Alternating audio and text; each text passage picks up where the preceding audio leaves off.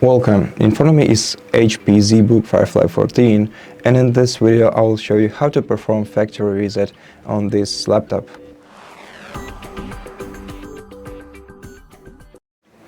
So the first thing you have to do is open the Start menu, then go to Settings, then go to System and search for Recovery section right here, select it, then scroll down and select Reset PC option. Now you'll have to choose one of the two following options. Keep My Files will basically do nothing except for restoring settings. It's a very quick reset option, but it generally does nothing. So it only removes apps and settings, but your personal files all remain on your PC. If you want to fully hard reset your PC, select Remove Everything option. Afterwards, if you are connected to the internet, and as you can see I am connected to the Wi-Fi, you can select to download Windows from the cloud. It's generally a great option, but it will take a lot of time. So I'm gonna use a local reinstall. Generally, if your files aren't corrupted, you can also use local reinstall, but the cloud download will install a fresh copy of Windows on your device. So go ahead with any option you like. I'm gonna go with local reinstall.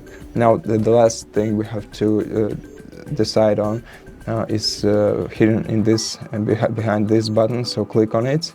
And now decide if you want to clean all your data. So if you switch this toggle, you will completely clean the drive, and it will take a lot of time, but your files will be practically unrecoverable. So generally, if you want to clean your device completely, then switch this toggle to yes. I'm gonna go with no, simply because I don't want this video to be that long. And here you can again download and reinstall Windows or reinstall Windows from this device. So if you want a fresh copy of Windows, click yes. If you just want to reinstall your Windows, click no. And then click confirm. And then select next. And as you can see here, all the things that are gonna happen to the laptop once we perform a factory reset.